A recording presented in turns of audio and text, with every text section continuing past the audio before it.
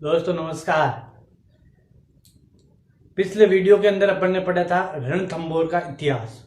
राजस्थान इतिहास के अंदर अपन ने रणथंभौर का इतिहास पढ़ लिया था। आज अपन बात करते हैं रणथंभौर के इतिहास से आगे जालोर का इतिहास। कौन सी? जालोर का इतिहास। तो सबसे पहले आज हेडिंग लगाओ जालोर का इतिहास, फिर अपन विस्तार से चर्चा करते हैं इस जालोर के इतिहास की। तो हेडिंग लगाओ जालोर का इतिहास। जालोर का इतिहास इंपॉर्टेंट है। जालोर का इतिहास क्योंकि एक दो क्वेश्चन हर एग्जाम के अंदर राजस्थान के अंदर यहां से पूछा जाता है और इतना डीप में अंदर पढ़ेंगे कोई भी क्वेश्चन अपने से बाहर से नहीं जाएगा, कोई भी नहीं जाएगा।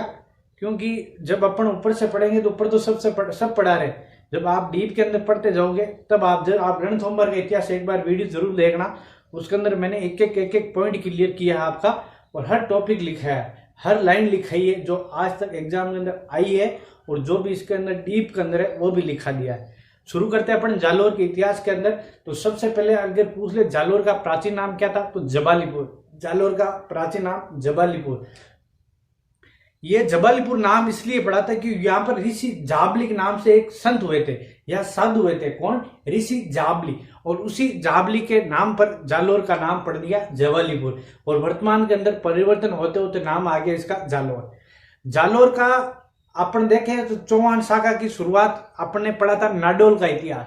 पिछले वीडियो के अंदर पढ़ा था नाडोल का इतिहास। इन नाडोल के इतिहास के अंदर एक शासक हुआ था कीर्तिपाल चौहान। कौन? कीर्तिपाल चौहान। और कीर्तिपाल चौहान ने 1181 के अंदर, कब?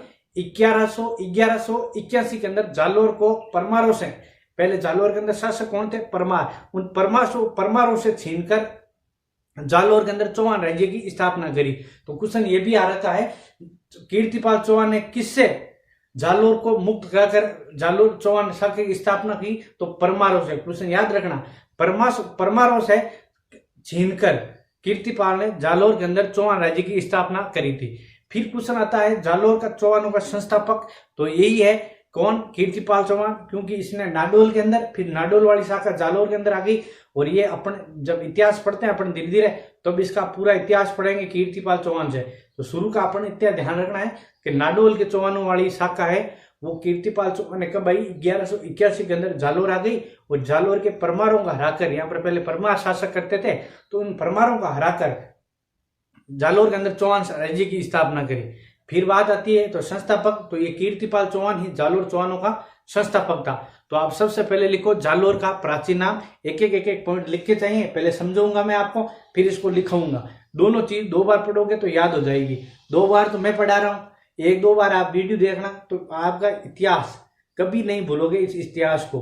और इसीलिए मैं इतिहास को एक डीप के अंदर धीरे धीरे बढ़ा रहा हूं ताकि कहीं आप एक दो बार वीडियो देख लिए तो कभी आप क्वेश्चन गलत नहीं करोगे। तो सबसे पहले वो लिखो जालोर का प्राचीन नाम। प्राचीन नाम, जालोर का प्राचीन नाम है जबालीपुर। जबालीपुर। यहां पर मैंने बताया एक ऋषि हुआ था। कौन? ऋषि जाबली। और इसी जाबली के नाम पर जालोर का नाम पड़ गया कौन? जबालीपुर। तो ऋषि जाबली एक ऋषि था, ऋषि जाबली के तपोबल के कारण इस क्षेत्र का नाम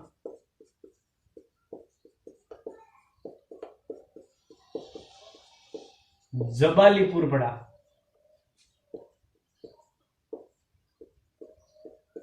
तो प्राचीन नाम क्या? जबालीपुर। और ऋषि जाबली के नाम पर ये बना था और इस क्षेत्र का नाम पड़ गया जबालीपुर। जबालीपुर ऋषि जाबली, ये आएगा ली छोटी वाली। तो फिर आगे बात करते हैं, इस ऋषि जाबली ने यहाँ पर तपस्या करी, बहुत ही तपस्या करी अपने इंद्रियों को वश में करके। तो जब यहाँ पर इनका प्रभाव हो गया तो यहाँ पर इन्होंने अपना एक प्रभुत्व स्वामी बना लिया और जालोर को इनको कब्ज देवता ने इनको दे दिया था। फिर इनके धीरे धीरे प्रभाव के कारण इस क्षेत्र का नाम ही पड़ गया इन्हीं के नाम के अंदर जबालीपुर। अगला जबाली और जाबली आगे लगा दिया पुर, तो हो गया जबालीपुर। फिर जबालीपुर इतिहास के अंदर आते आते आते आते इसका नाम चेंज होता गया और जालोर के अंदर ये परिवर्तन हो गया। तो फिर आता है क्वेश्चन कि नाडोल के अंदर जालोर का इतिहास के अंदर अपन चौहान पढ़े तो चौहान शासक का प्रथम यानी शासक कौन था, तो यहाँ पर नाडोल का एक शासक था कौन, नाडोल का कीर्तिपाल। अपन ने अभी बताया आपको मैंने, नाडोल का कीर्तिपाल चौहान 1181 में जालोर में चौहान 1181 में परमारों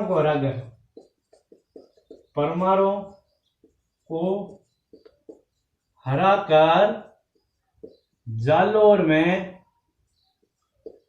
चौहान राज्य की स्थापना करी।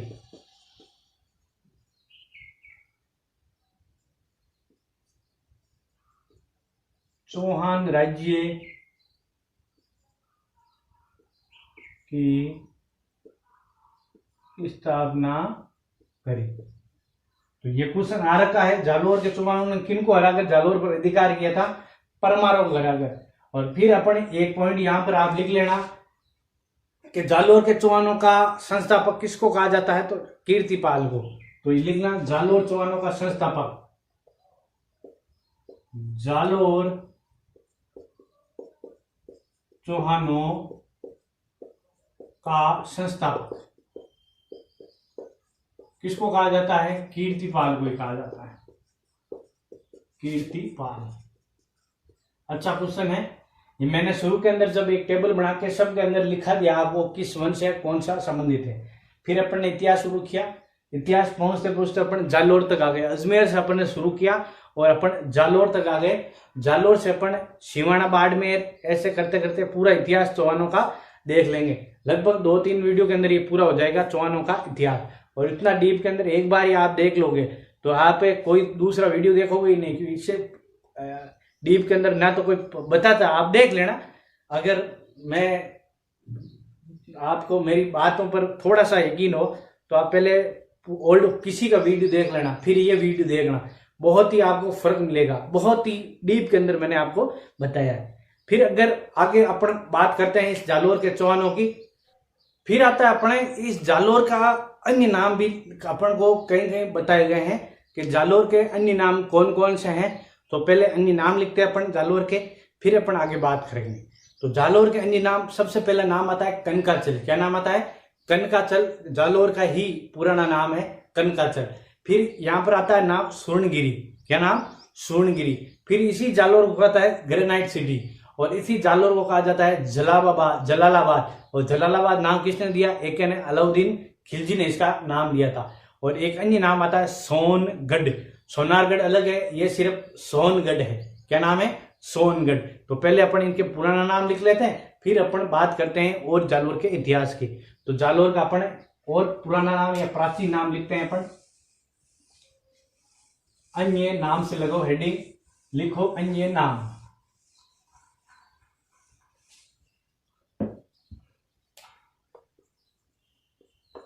अन्य नाम, पहले नाम आता है इसका कनकाचल। बहुत बार ये क्वेश्चन आ रखा है, Kanakachal. Granite city, granite city. यहां पर ग्रेनाइट का ज्यादातर उत्पादन होता है, इसीलिए इसका नाम क्या हो गया, ग्रेनाइट सिटी। फिर आता है नाम स्वर्णगिरी, गिरी। फिर नाम आता है जलालाबाद। अब जलालाबाद किसने दिया था, ये एके ने दिया था। कोष्टक में लिखा एके ने दिया। फिर नाम आता है सोनगढ़। क्या नाम आता है, सोनगढ़।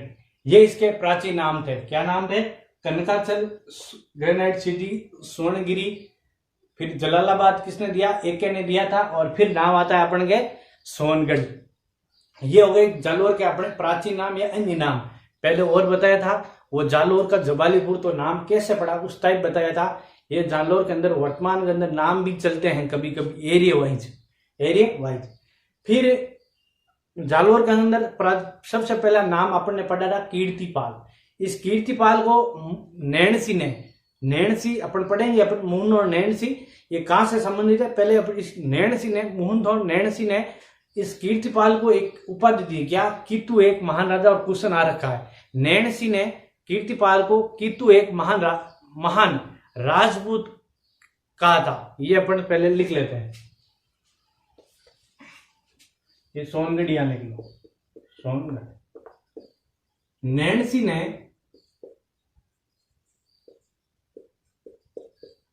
कीर्तिपाल को कि तू एक महान राजा, कि तू एक महान राजपूत भी कह सकते हैं इसको, और राजा भी कह सकते हैं, तो आप लिख लो राजपूत, राजपूत कहा। कीर्ति ने, मुन और नैणसी ने इस कीर्तिपाल को क्या कहा था कि कित्तू नाम दिया था। कीर्तिपाल से ही कित्तू नाम आता है, और कित्तू एक महान राजपूत, इसकी संज्ञा किसने दी थी, क्वेश्चन आ रखा है, नैणसी ने। ये नैणसी किसका दरबारी कवि था, ये नैणसी प्रथम था, इसका दरबारी कवि था। तो इसको आप नोट लगा के, अगर आपको पता नहीं है नैणसी के बारे में, तो ये जोधपुर के शासक, जोधपुर के जसवंत सिंह प्रथम के दरबारी कवि थे। कौन थे, दरबारी कवि। आराम से लिख रहे हैं अपन, कोई जल्दबाजी नहीं है, आराम से पढ़ेंगे तो समझ में भी आएगा। तो जोधपुर के जसवंत सिंह था, जोधपुर का शासक, उसके दरबारी कवि कौन था, इस नैणसी था। इस नैणसी को एक उपाधि भी दे रखी है, किसने दी थी, मुंशी देवी प्रसाद ने। किसने दी थी, जयपुर का निवासी था कौन, मुंशी देवी प्रसाद। इसने इसको, नैणसी को राजपूताने का क्या था, अबुल फजल कहा था। क्या कहा था, अबुल फजल। इसको थोड़ा ध्यान रखना। इसी नैणसी को लिख लो आप, नैणसी को जयपुर के देवी प्रसाद ने, जयपुर का देवी प्रसाद ने राजस्थान का अबुल फजल कहा था, अबुल फजल। इसको थोड़ा सा नोट लगा के अलग से लिख लेना, इसके नीचे लिख लेना, इस जयपुर का एक निवासी था मुंशी देवी प्रसाद, मुंशी देवी प्रसाद। मैंने ये मुंशी भूल गया यहाँ, मुंशी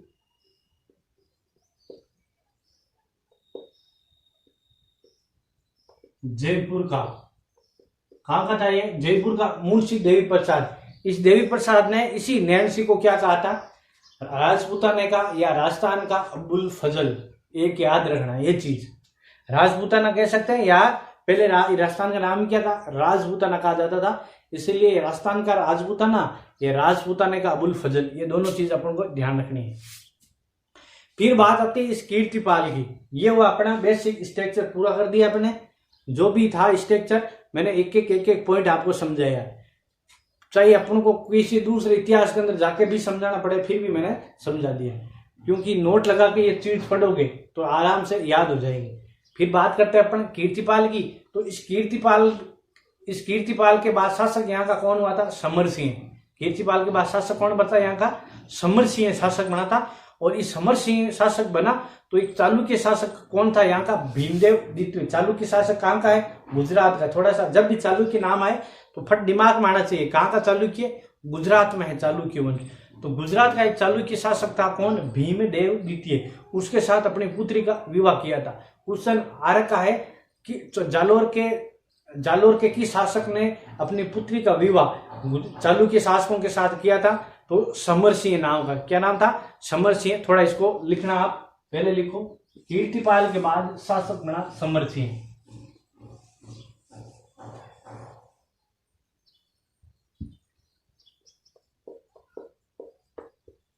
कीर्तिपाल के बाद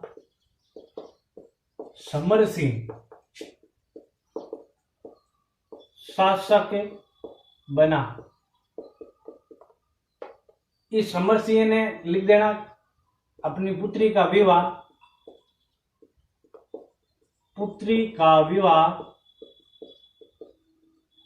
गुजरात के चालुक्य शासक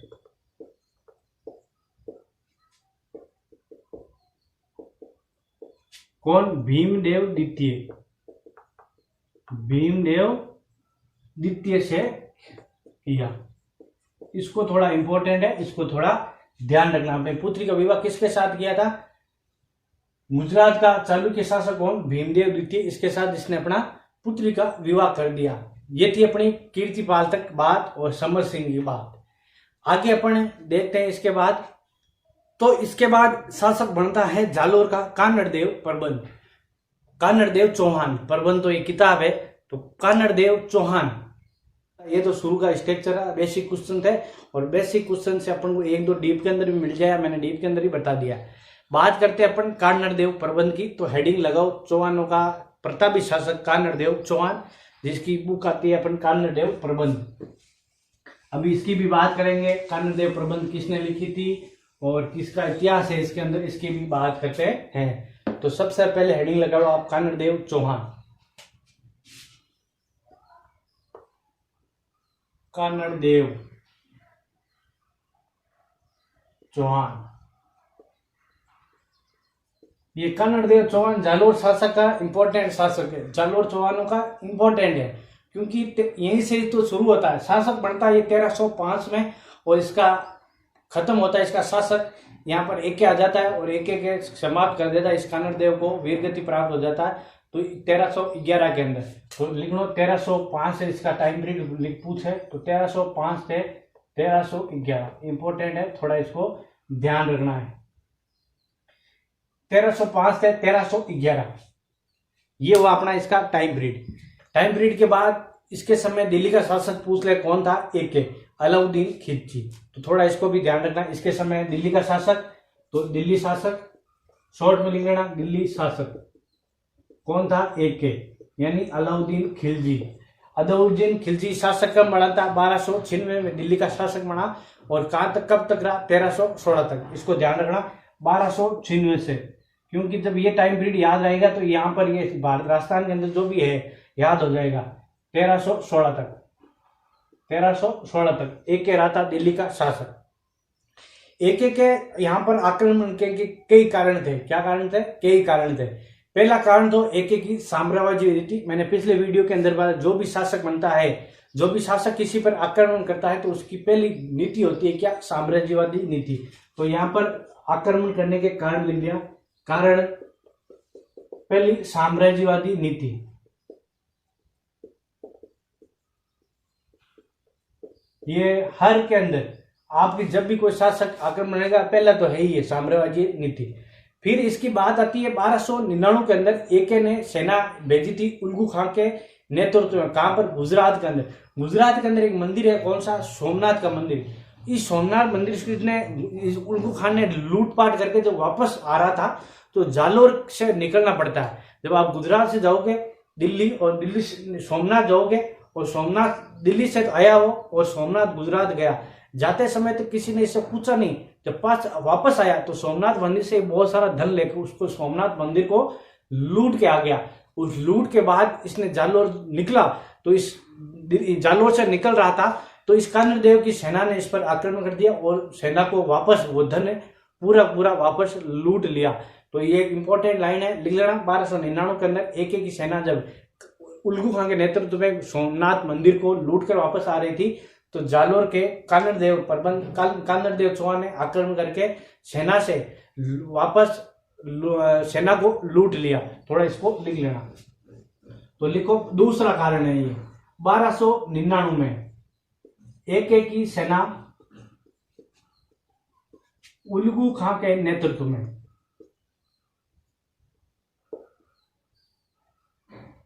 उल्गू खां के नेतृत्व में गुजरात के सोमनाथ मंदिर को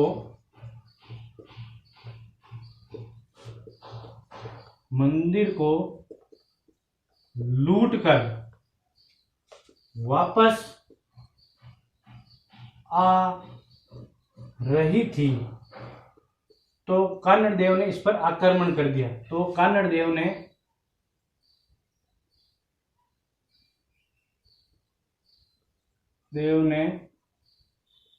आक्रमण कर सेना को लूट लिया। इसको इंपॉर्टेंट है लिखना ये चीज। 1299 की बात है। 1299 के अंदर इस सेना की, इसकी एके की सेना जब लूट लिया तो एके बहुत ही यहां से कानर देव से नाराज हुआ। तो इसने, एके ने अपना एक सेनापति था, कौन, उल मुल्क मुल्तानी। क्या नाम था? उल मुल्क मुल्तानी। थोड़ा नाम अलग है, एन उल मुल्क मुल्तानी बोलते हैं इसको। कब? 1305 के अंदर इसने मुल्क मुल्तानी को आक्रमण करने के लिए भेज दिया। किसके साथ? कानर देव के। लेकिन इस मुल्तान ने क्या किया? आक्रमण किया ही नहीं। ये आक्रमण की जगह इसे कानर देव से समझौता कर लिया। क्या कर लिया? समझौता। तो पहले तो यहां तक लिखे, फिर आगे की बात अपन और आगे करते हैं। तो लिखना इसकी बात एक बार, आगे और धीरे धीरे पढ़ेंगे, मजा भी आएगा और पढ़ने में आपको इंटरेस्ट मिलेगा।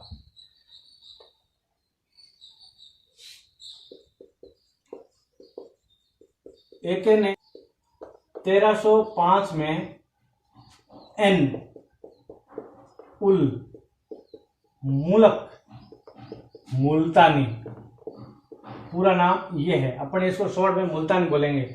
मुल्तानी ने, एके ने 1305 उन मुल्तानी को आक्रमण करने के लिए जालोर पर आक्रमण करने के लिए भेजा।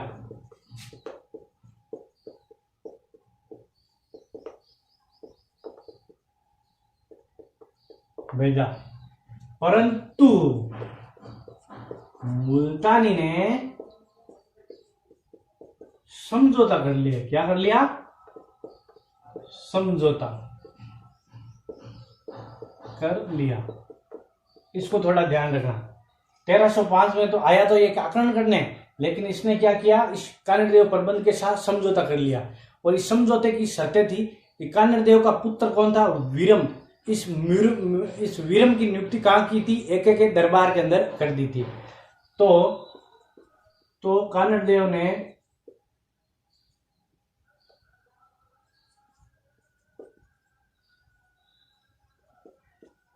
अपने पुत्र वीरम की नियुक्ति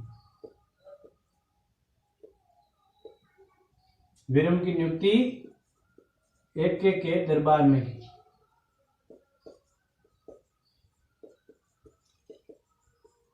इस एके के दरबार में अंदर इसने, कानड़ देव ने क्या, अपने पुत्र था इसका एक वीरम, उसकी नियुक्ति कर दी। तो एके की एक पुत्री थी, कौन नाम था उसका? फिरोजा नाम था, फिरोजा। इस फिरोजा को इस वीरम से प्यार हो गया या प्रेम हो गया। तो वीरम तो सोच रहा था, उसके दिमाग में थी ये अलग धर्म की है, मतलब अलग कास्ट की है, अलग धर्म की है, तो मैं इसके साथ विवाह नहीं करूंगा। तो कई दिनों तक ये चलता रहा। फिरोजा ने कहा मैं तुमसे प्रेम करती हूँ, शादी करना चाहती हूँ, लेकिन वीरम ने मना कर दिया। एक दिन रात का मौका देकर वीरम वहां से भाग निकला। कहां से? दिल्ली से। और दिल्ली से भागता भागता आया बापू के पास बोला, बापू ये बात है। बापू ने कहा बेटा शाबाश, तुझने भी क्या किया? अपने धर्म की लाज बचाई। फिर आगे क्या होता है? बहुत ही खतरनाक युद्ध होता है इसी चक्कर के अंदर। तो पहले ये लिख लेना आप, एके की पुत्री फिरोजा।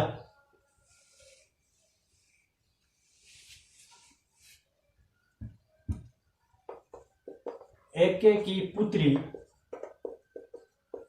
फिरोजा ने फिरोजा वीरम से प्रेम करने लगी। इसलिए वीरम वापस जालोर आ गया।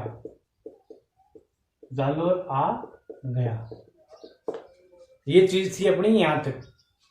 वीरम जालोर आ गया। जालोर आने के बाद कहानी शुरू होती है इस युद्ध की। युद्ध का मेन कारण यहीं से ही शुरू होता है। और फिरोजा और वीरम के वजह से, क्योंकि वीरम नहीं चाहता था कि मैं अलग धर्म की लड़की से विवाह करूं और फिरोजा चाह रही थी इस वीरम से मैं शादी करना हूं, लेकिन ये काम हुआ नहीं हुआ तो ये युद्ध के अंदर इस मंजर को बदल दिया और मंजर बहुत ही खतरनाक हुआ था। जालोर के युद्ध के अंदर परिवर्तन हो गया।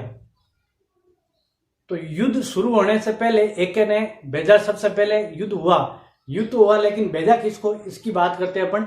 तो युद्ध शुरू हुआ तो एके ने किसको भेजा था, जालोर पर आक्रमण करने के लिए कमालुद्दीन को, और कमालुद्दीन ने कमाल कर दिया। यहाँ पर कमालुद्दीन ने क्या किया, 1308 के अंदर आया था, ये 1308 के अंदर है। तो कमालुद्दीन ने तो कमाल तो जालोर तो स्थान नहीं आया और इस चला गया कहा सिवाना कहाँ है, बाड़मेर के अंदर। तो एके ने 1308 के अंदर बात करते हैं अपन, 1308 की बात करें पहले। 1308 में एके ने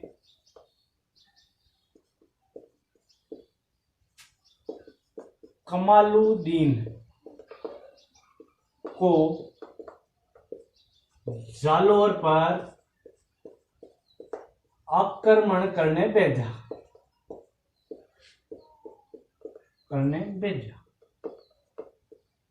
परंतु कमालुद्दीन बाड़मेर सिवाना चला गया, सिवाना पर आक्रमण किया। क्योंकि जब आप देखोगे दिल्ली से रास्ता है, यह है यहाँ पर दिल्ली, और यहां पर पड़ता है सिवाना और यहां पर पड़ता है जालोर। जब आप दिल्ली से शुरू आते हो तो सबसे पहले आपको सिवाना बाड़मेर यानी रास्ता इस सिवाना के आसपास वेरी जाता है, जबकि सिवाना के अंदर ये सिवाना पहले जालोर के ही चौहानों की शाखा के रूप में या जालोर के चौहानों के अधीन ही थी। तो इस सिवाना के अंदर कानड़ देव ने, एक यहीं का चौहान का शासक था शीतल देव, इस शीतल देव को यहाँ पर सिवाना के अंदर बैठा रखा था। किसको, शीतल देव को।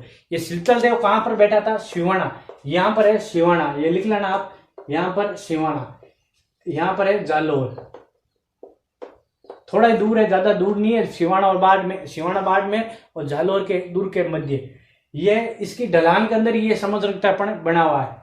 जब कमालुद्दीन यहां से लौटा तो ये इस पास होकर गुजरा, तो इस शीतल देव ने क्या किया, ये शीतल देव की सेना बीच में आ गई। तो शीतल देव की सेना बीच में आती तो पहले इसने क्या किया, जालोर जाने से पहले कहां चला गया, ये जालोर चला गया। जालोर जाने से पहले कहां चला गया, सिवाना दुर्ग कहां है, बाड़मेर के अंदर, ये ध्यान रखना, ये बाड़मेर का और ये जालोर का लगभग थोड़ा सा ही पास ला है यहाँ पे दोनों के मध्य। ये सिवाना दुर्ग पर आक्रमण करने के लिए यहाँ से आया तो यहाँ पर, लेकिन इसने आक्रमण कहाँ कर दिया, इस पर आक्रमण कर दिया। तो इसके भी क्या हो गया, एक काज के साथ दो काम हो गए।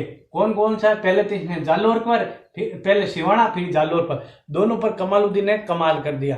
तो इसने अपन पढ़ेंगे, पहले जालोर के इतिहास से पहले अपन का शुरू हो जाता है कौन सा, सिवाना का इतिहास देख लो, क्योंकि जालोर का इतिहास बाद में होगा, क्योंकि इससे पहले सिवाना जीतेगा, सिवाना जीतने के बाद फिर जालोर जीतेगा, सिवाना जीतने के बाद फिर जालोर जीतेगा। इसलिए अपन को पहले आ जाता है कौन सा, सिवाना बाड़मेर 1308 में, फिर आएगा अपन जालोर 1311 के अंदर। तो थोड़ा सा इसको ध्यान रखना, क्योंकि जब जालोर जाओगे तो सिवाना बीच में आया और इसी बीच के आने की वजह से सिवाना को इसने जीत लिया और शीतल देव यहाँ पर वीर गति को प्राप्त होता है। तो सिवाना का इतिहास अपन पहले देखेंगे, फिर अपन पढ़ेंगे वापस जालोर। ये सिवाना दुर्ग बना हुआ है हल्देश्वर पहाड़ पर, किस पर, हल्देश्वर पहाड़ पर बना हुआ है। क्योंकि ये सिवाना भी जीतेगा, यही कूटनीति की वजह से ही जीतेगा, और जालोर का जीतेगा वो भी कूटनीति की वजह से जीतेगा, क्योंकि यहाँ के जो सेनापति हैं वो खुद शासक बन रहे हैं, मतलब खुद गद्दारी कर रहे हैं, और इस गद्दारी की वजह से ये दोनों दुर्ग का पतन होता है। नहीं तो एक के अंदर ऐसी कोई शक्ति नहीं थी, ना एक ऐसा कुछ शक्तिशाली शासक था, क्योंकि वो सिर्फ किसी को भिड़ा के या किसी उसी को अधीनता या उसके बीच दुश्मनी का कारण बनाकर, दुश्मनी की फूट डालकर उस दुर्ग को जीता था। अगर ये यहाँ पर रणथंभौर के अंदर अपन ने यही पढ़ा था और सिवाना के अंदर अपन ने यही पढ़ा था, सोमनाथ मंदिर का लूटा तो वही वहां पर वही सोमनाथ मंदिर को लूटा था, तो वहीं पर भी उसने फूट डाल के उस सोमनाथ मंदिर को लूटा था। इसीलिए कहते हैं भारत का कुछ नहीं बिगाड़ा, दुश्मन की तलवारों ने भारत को बर्बाद किया है, भारत के ही गद्दारों ने। ये बहुत ही फेमस कविता है, इसको कभी आप मौका मिले तो जरूर इसको एक बार सुनना। तो भारत का कुछ नहीं बिगाड़ा दुश्मन की तलवारों ने, भारत का कुछ नहीं बिगाड़ा दुश्मन की तलवारों ने, भारत को बर्बाद किया है भारत के गद्दारों ने।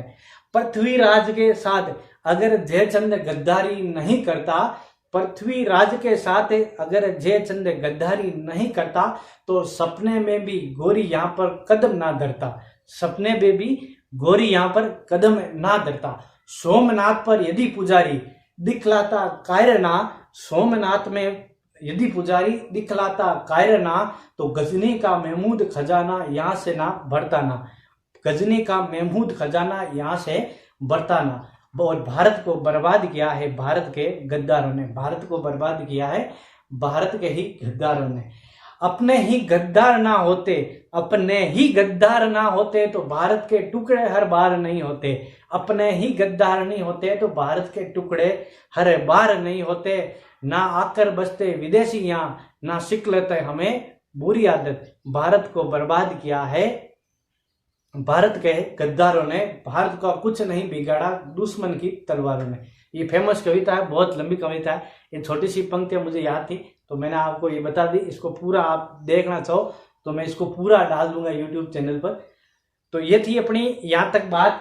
सिवाना का इतिहास अपन पढ़ेंगे नेक्स्ट क्लास के अंदर, क्योंकि सिवाना रहा है और फिर जालोर का पतन, ये दो छोटा सा मतलब आधे घंटे का वीडियो और बचा। अपन इसके साथ अपन जालोर और सिवाना दोनों एक साथ पूरे हो जाएंगे।